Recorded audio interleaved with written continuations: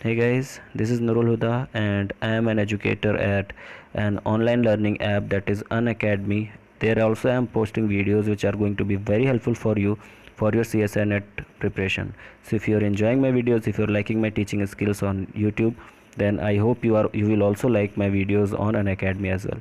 So follow me over there so that you don't miss out anything which I am posting there for your preparation of CSI net. So how you have to do this is just download this Unacademy learning app from the app store, and you have to search for my name, that is Nurul Huda, in the search bar, and you will get a screen like this which is shown on your screen right now, and you just have to click on this follow button to follow me over there. All right, and if you follow me, whenever I will upload a new video or anything, you will get notification for that. Secondly, you can also go over there, go to my profile directly from the link given in the description. So that's all for this. Let's continue with the video. Hey guys, hello everyone and welcome to the channel. So this video is since I posted a poll day before yesterday, and where I asked you guys that which of these topic you guys want video on. So you guys asked me to make video on this that solution of all problems on quantum chemistry. So this video is for that only. So in this video I'll be solving questions from quantum chemistry which has been asked in CSIR June 2018 exam, and basically I'll be taking the questions of 4 marks, because 2 marks, in 2 marks just one question was asked from the operator, like from the commutation of the Hamiltonian and linear operator.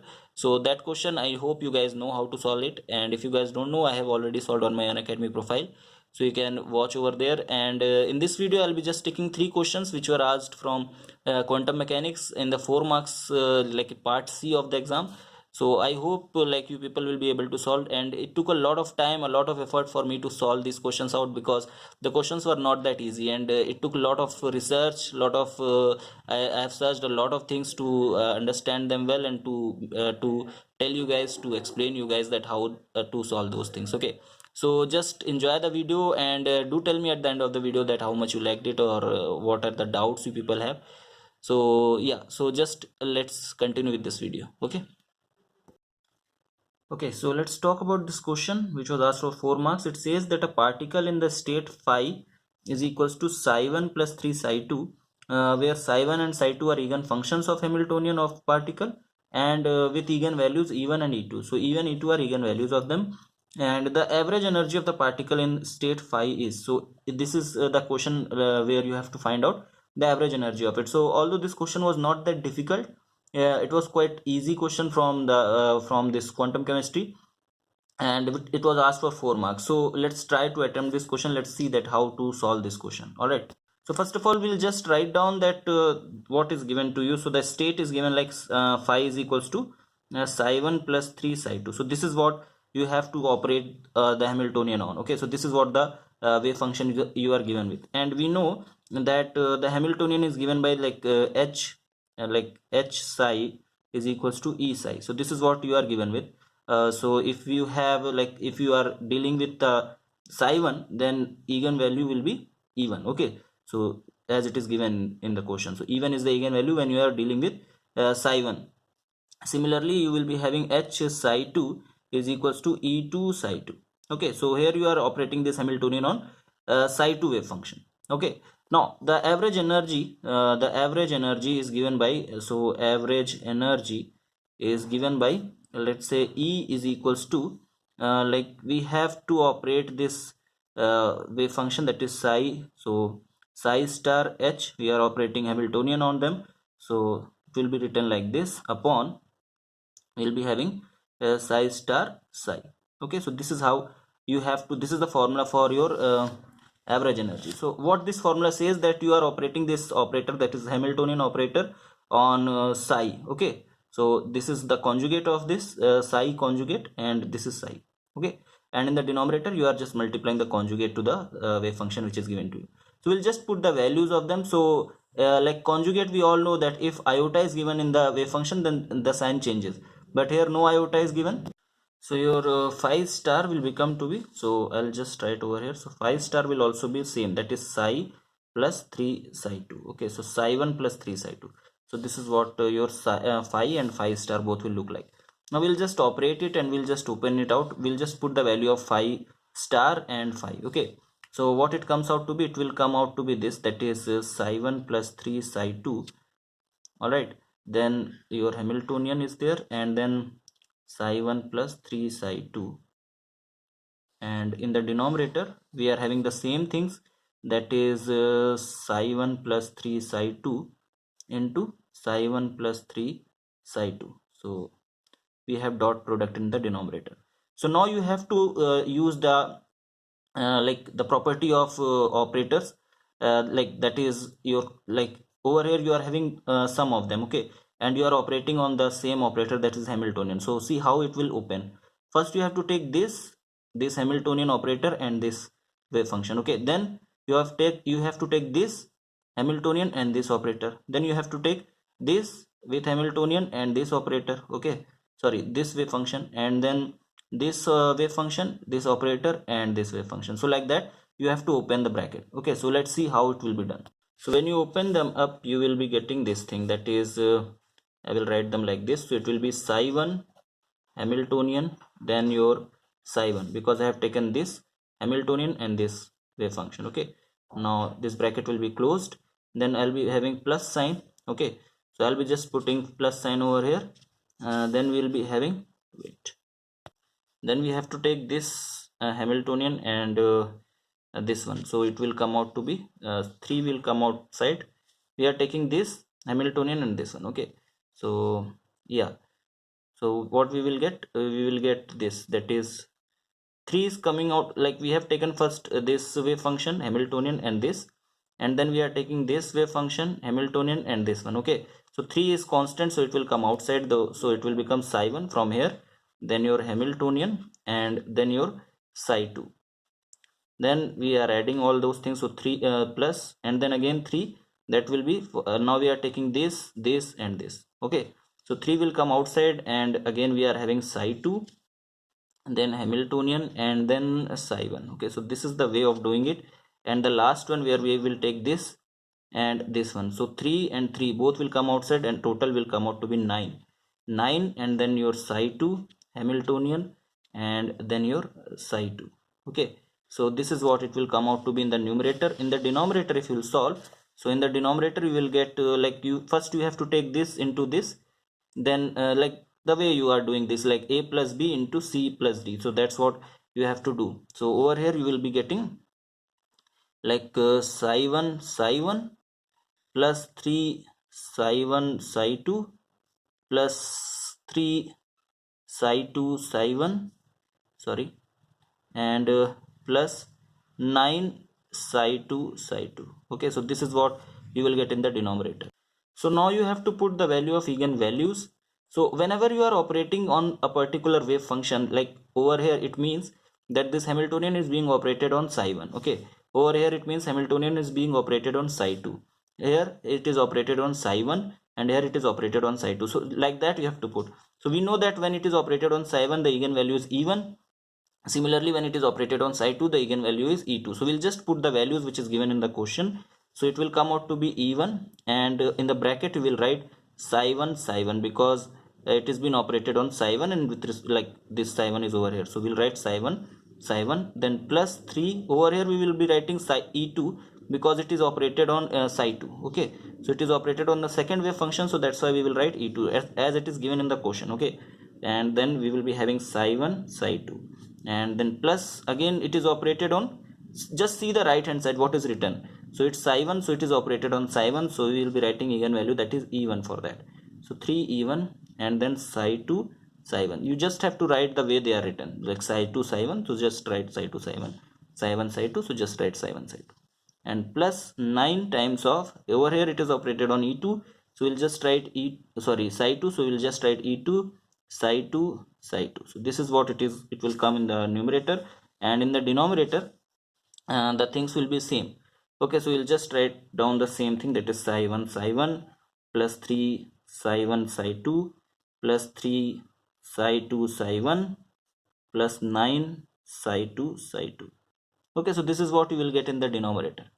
Now what you have to do, you have to just put the value, like since the wave functions are normalized and like orthonormal set, so you have to do what, just see that if your, like if your psi I and psi j, if it is given like this, then it will come out to be like it will come out to be 0 if your I is not equal to j, and if it will come out to be 1 if your I is equals to j.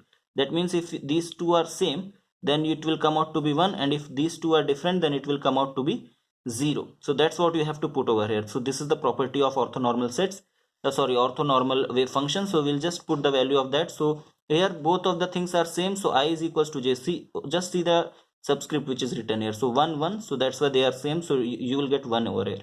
1 2, both are different, so that's why you will get 0, so this term will vanish. Similarly here also you will get 0, so it will also vanish, and here you will get 1. So what you are going to get in the numerator is even from here, and even into 1, that will be even only.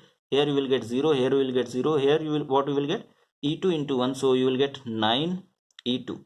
And what else in the denominator? So over here both are same, so if both are same you will be getting 1, and plus this term will be 0 because both are different, 1 and 2. Here also both are different, so it will be also 0. Here both are same, so that will be 1, so 9 into 1 will give you 9 only. So total what you are going to get, so e1 plus 9 e2 divided by 10. So this is what you are going to get for the average energy of it. So the average energy of this state will be given by so what were the options? So e1 plus 9 e2 upon 10. So this is the correct option for this question. So like this you have to do this type of questions. You need to practice little bit for like the operators and the algebra of them. Okay, so we'll take the next question now. Alright, so we'll take this next question, and it was asked for 4 marks again, and the question says that consider a model system of 5 non-interacting fermions in a single 3D harmonic oscillator. The Hamiltonian of the single particle is, okay, so this is what the Hamiltonian is given to you, that is equals to 1 by 2m px square py square plus pz square plus 1 by 2m omega square, this is omega, okay, x square plus y square plus z square, where m is the mass of the particle, omega is the angular frequency, px, py, pz are momentum operators. The ground state energy of the system of 5 non-interacting fermions is. Now for this question you need to understand 2-3 things. Okay, first of the thing is that you need to know the how to find out the energy of this 3D harmonic oscillator. Okay, so this is what the first thing you should know. Second, you should know about fermions, what these fermions are. Okay, so so these two things you need to know, and then you can do this question. This was very simple question. Okay, just you need to know these two basic things. So I'll try to make you guys understand about it. So first of all, the energy of a particle or energy of a three-dimensional harmonic oscillator is given by E is equals to your nx plus ny plus nz plus 3 by 2 h cross by h cross omega. Okay, so this is what your energy of like 3-dimension harmonic oscillator is given by.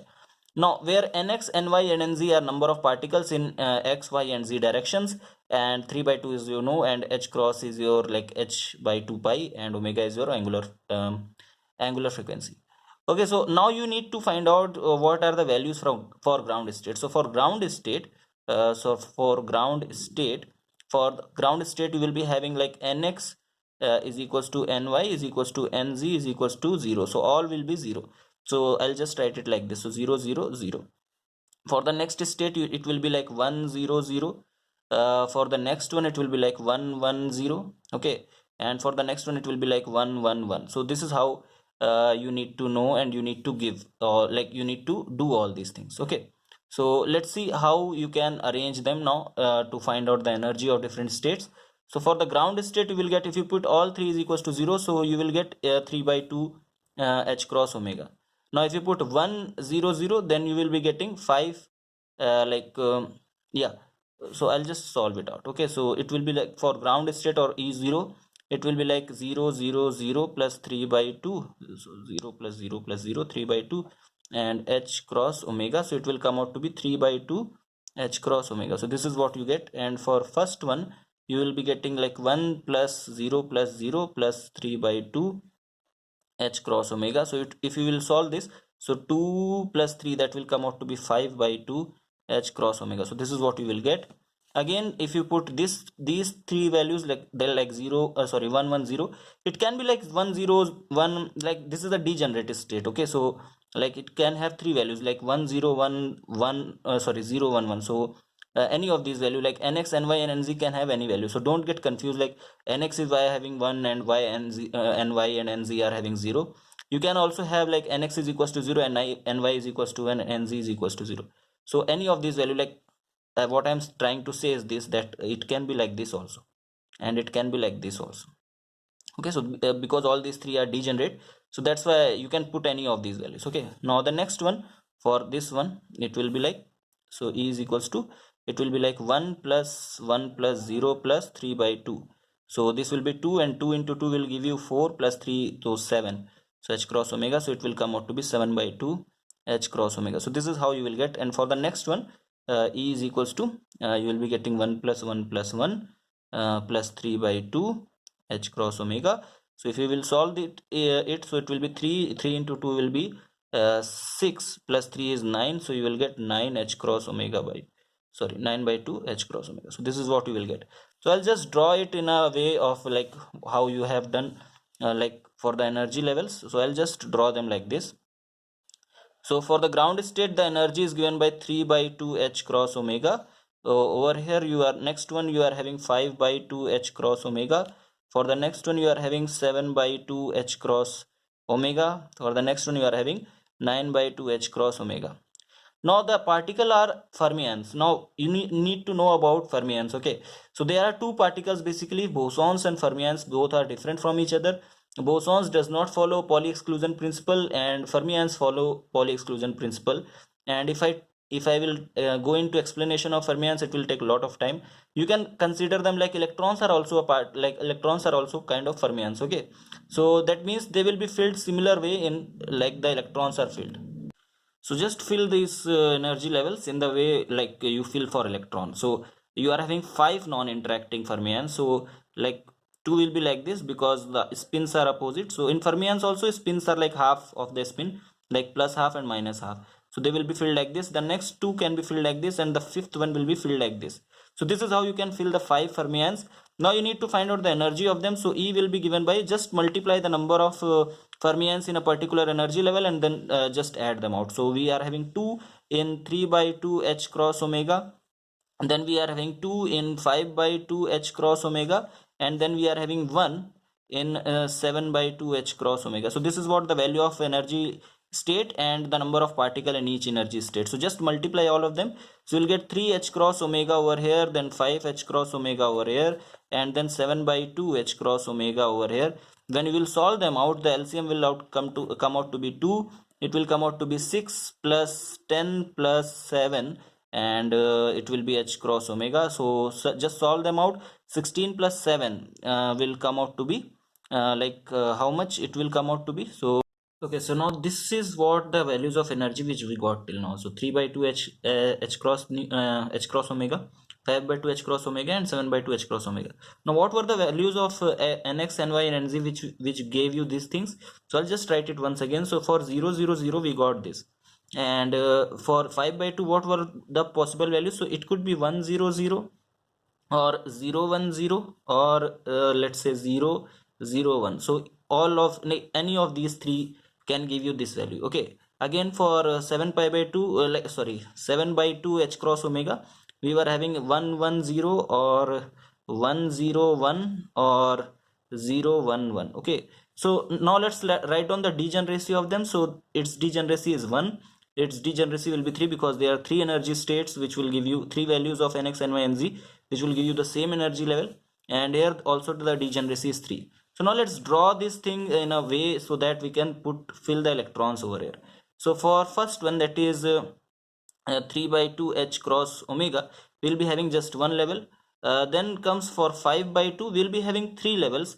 Since 3 of them are degenerate, so all these 3 will be having same energy, that is 5 by 2 h cross omega, and same goes for 7 by 2. Okay, so there also you have to draw the three of them to get like 7 by 2 h cross omega.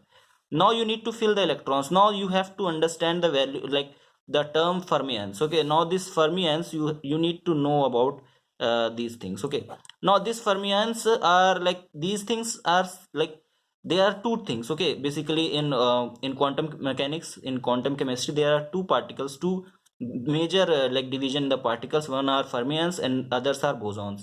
Now these fermions are similar to what the electrons are. They will behave like electron, like they will follow all the principles like Pauli exclusion principle they follow. They are having like the spin is, their spin is half plus and half minus, like that. Okay, so you can consider it like electron for now. Okay, so just fill them in the way you will fill electrons in the energy level. So you have to fill like 5 non-interacting fermions. So how would you fill the 5 of them? So you can fill 5 of them like this. So 1 over here, then comes your 2, 3, 4, and your 5 will be like this. So like see, 1 and 2 will be filled over here like this. So 1 and 2, then 3, 4 and 5. Okay, so like this, like Pauli exclusion principle, using Pauli exclusion principle we have filled them like this. So in the ground state we will be filling 2, then 3, 4 and 5 like this. So now you need to find out the total energy. Now the things are very simple, you don't have to do anything now. So the total energy, you just have to multiply the number of electrons, number of fermions in a particular energy level, and the value of the energy for that level. So in 3 by 2 we are having 2 particles, so 2 into 3 by 2 h cross omega. Then we are having 3 particles of same energy, that is 3 into 5 by 2 h cross omega. Okay, so this is what you will get, because all of 3 will be having this 5 by 2 only. So now just multiply all of them. So you will be getting E is equals to this will be 3 h cross omega and plus 15 by 2 h cross omega. So just multiply and add them. So you will be getting 6 plus 15 h cross omega divided by 2. 6 plus 15 will give you this will give you 21. So you are going to get 21 by 2 h cross omega. Now this question was like, see, the question was not that difficult. I would say that it require a knowledge of your basic things like fermions and the energy of this like the energy for a 3D harmonic oscillator. Okay, so this question was a bit difficult for me as well, and it took a lot of effort for me to solve. And yeah, so this was about this question, and let's move on to the next one. All right, so we'll take this question again, and it was again asked for 4 marks. And the question says that which of the following statement on ground state perturbation theory involving the zeroth order energy E naught means for zero order, and this is zero order correction. First order energy correction, that is this one is denoting that it is first order energy correction for zeroth order. Okay, and this is showing that it is for zeroth order. Now the second order energy correction, again it is, this too is showing that this is second order energy correction for zeroth order energy is false. So you have to tell which of these is false. Okay, so the first statement says that E naught 1 is average value of perturbation operator with respect to ground state of the zeroth order Hamiltonian. The second option says that E naught 1 is necessarily negative. Third option says that E naught 2 is necessarily negative, and fourth says that E naught 0 plus E naught 1 is upper bound to the exact ground state energy. All right, so now we have to understand that what these things are. Now if I will start explaining this thing in detail, it would require a lot of derivation and lot of things to be explained. Okay, but I will try to make the things simpler. I will try to only tell you the things which are asked and which are relevant to this question. Okay, so we'll start with the basic thing, that is the zero order term. Okay, so for zero order we have this equation, that is let's say like we have this Hamiltonian like h cap, and it is operated on a zero order correction. Okay, so this is equals to, it will give you what it will give you for zero order. We will be having E naught 0, and yeah, so for ground state it is showing for ground state, and N naught. So this is what you will get for a zero order. Okay, so this is the equation for a zero order correction. All right, now when we are going for the first order, first order will be given by like this, that is Hamiltonian of zero order, and n1, that is correction for the first order and first order state, plus Hamiltonian of first order and correction for zero order state. Okay, and that will be equals to E naught 0 for first order state, and plus E1, that is for the first order energy correction for the first order 0, and for zero order state. Okay, so this is how it will be written. Now if we apply, like this is ket. Okay, you are applying only ket over here. Now if you apply bra of like zero order, then you have to multiply this whole equation with this thing, that is zero order correction you are doing. So like zero for like you are applying for the zero order correction state, so you have to apply this on the both side. So it will be like over here I'm writing, okay. So this is what, and if you will open the bracket, it will come out to be like n naught h naught n1 and plus n naught, just multiply inside them. So h1 n naught, and this will come out to be n naught e naught n1, okay, and plus n naught e naught 1 and n naught. So this is what you are going to get. Now see, these things are very difficult to understand if you don't have the basic knowledge of quantum chemistry and basically for this perturbation theory. So I will suggest you to first read perturbation theory, first read about it, and then try to understand what I am writing over here, okay. Now this is nothing but your first order, like this is nothing but your zero order energy correction, and this one you can't do anything, so this is like that only. So let's leave it like that, and this is like the energy for the zero order correction, okay. So this correspond to the same thing like this. So this is nothing but this thing, same thing like this. If I multiply this with the first order energy correction, this will come out to be the same form, okay. So this is nothing but the same thing. So you can just put the values over here like this. Like over here you can have this thing, that is so this is your zero order Hamiltonian. So just put the energy for zero order, and yeah, it will come out to be n naught n1, okay, plus this term just leave it like that. So n naught is equals to this side you are going to get over here, you are going to get, this is like, you can, this is a number, so you can take it out of the cat and bra system. So it will become like, it will come out to be something like this. So n naught n1 plus over here you are going to get e naught 1 and sorry, n naught and n1, oh sorry, n naught, okay. So this is what you are going to get. Now see, if these two things like is, if it is like n naught n naught, then that come out to be 1, okay. So if this thing you need to know that n naught n1, this is equals to 1, okay. So this is what we are going to put.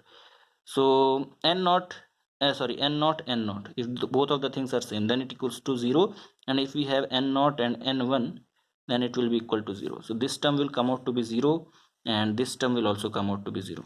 Here should be n naught, okay. So these two terms will come out to be 0. So what we are going to get, so n naught h1 n naught, it will come out to be e naught 1, and this term is equals to 1. So this is what you are going to get. So this is your first order energy correction. Now it says that the first order energy correction is necessarily negative. Now it is not true over here, because it cannot be negative. This is a Hamiltonian which is applied on zero order and like zeroth state, okay. So you cannot, it cannot be 0, okay. So see, few things you need to know. I will just explain it in a different manner so that you understand it well, okay. So now for like the energy correction for the first order, I have just written it like this. So you can write this Hamiltonian, like for the first order Hamiltonian, you can write it as the sum of zeroth order and first order, because like if you have Hamiltonian for the n order, it will be like Hamiltonian for zero order plus first order plus second order and so on to the nth order. So like that you can write for the first order like sum of zeroth order and some value. So I'll just write it like this. So e naught 1 is equals to we have n naught, then we will be having this thing, that is h naught plus, this is for zeroth order Hamiltonian, and let's say some value, some other like correction, this is your correction term, okay. So this is your h let's say this is your h prime, okay, and we have n naught. So if you open this bracket, so it will come out to be e naught 1 is equals to n naught h naught n naught, okay. So and plus you are going to get n naught h prime n naught. Now this term is nothing but your zeroth order energy correction. So this will be e0 and this will be e00, and plus let's write it something like delta E. So this is something energy correction which for which we need to find out the value. So see, first order energy correction is greater than, if you can see, from the zeroth order energy correction, you are adding some value to it, then you are going to get the first order energy correction. This is what this equation is telling you. Okay, so it means that the first order energy correction is greater than or equal to your like your zeroth order energy correction. It can be zero, like it can be equal when this term will be equal to zero. Okay, so this is what this thing is going to tell you. And one more thing is important, that in the question it is asked that E naught 1, that is the energy correction for the first order, is necessarily negative. It cannot be negative. It is not necessarily negative. It can be positive also. It can be zero as well. It depends on the zeroth order, like it depends on the zeroth order energy correction, and that's what it tells you. Sometimes if a zeroth order energy correction is less and this term is greater, then it can be negative, but it can be positive as well, and it can be zero as well if both of them is zero. So that means the necessity of being zero for first order energy correction is not true for here. So that's why like the false statement over here is your second option. Now why first one is not false? In the first one it says that E naught 1 is average value of perturbation operator with respect to ground state of the zeroth order Hamiltonian. So you can see that the first order is like this is the average value of the Hamiltonian for the first order with respect to ground state, with respect to the ground state of the zeroth order Hamiltonian. Okay, so this is what you this is what it tells you. So this is what the first statement tells you. So this is true statement. Okay, so that's what the first statement is asking about. Now the third statement is says that E naught for the second order. Now for the second order, if I try it and if I start like deriving, it will take a lot of time of yours. Okay, so I'm not going to derive that thing.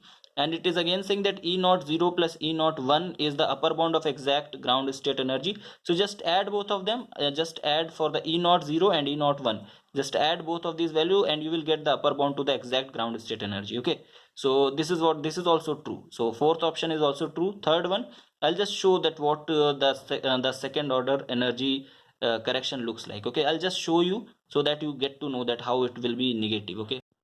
Okay, so this is how your second order energy correction equation looks like. So this is the equation for your second order energy correction. Now don't get like afraid with this equation. It's not that difficult. It's very simple. If you are talking about ground state, so for ground state n will be equal to 1. So just put n equal to 1 over here, or n equal to 0. Okay, so just for the ground state we are just putting n is equals to 0. So it will become n E02, that is second order energy correction for ground state, and this will be written like something like this. Okay, so it will be written like this: psi 1, and the k value will be greater than n. Okay, so just write psi 1, then h like h1. Okay, so this is first order Hamiltonian correction for the first order, and then we have like psi 0. All right, and it will be square of them. So just write square of them, and in the denominator you will be having E0 minus E1. Okay, like these were like, this is the for the ground state, this is for the first state, and this is second order zeroth order. Okay, so just write 0 over it because 0 is written in the equation. So just write 0 over it. So it will, since it is sigma, so it will be sum of them. So the next one will be like psi 2, and it will be like h1 and psi 1 and square of them, and denominator you will be having like E1 0 minus E2 0. Okay, so this is what this tells you the for the first order, like for the first excited state energy correction for the first zeroth order energy correction for the first excited state. This is zeroth order energy correction for the second excited state, and so on. So as you can see that the first order energy correction will be greater than zeroth order. So if you subtract both of them, so you will be getting what? You will be getting a negative number. So this thing will be negative. Similarly, this will be also negative, and negative, negative, negative. If you will add all of them, so overall the value, the second order energy correction, you will get to be negative. So that's what the equation, the second point, it was saying that the energy correction for the second order is necessarily negative. So that was a true statement. Okay, so and in the question, I'll just show you the question. Right, so in the question they were asking that which of these equation is false. So we got that this equation is true, this is also true, and this one is also true. So the only false statement we also proved it. So option 2 is false. I know that in this video I have just done a lot of quantum mechanics and a lot of cat and bra and lot of like a lot of quantum mechanical equation solving and all those things. That's why like quantum is so difficult, or I would say everybody is not able to understand, or everybody is not able to solve questions of it, including me also, because I was not able to solve all these questions so easily. It took a lot of effort for me to solve them, and I hope you guys understood it well. And that's all for today's class. We took three questions which were very difficult as per like as what I found, that these three were difficult questions.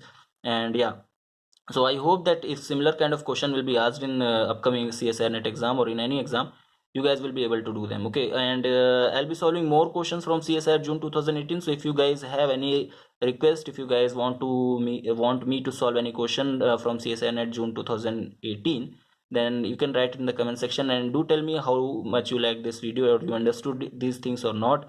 So that's all for this video, and I'll see you guys in the next video. Till then, have a great day. Bye bye.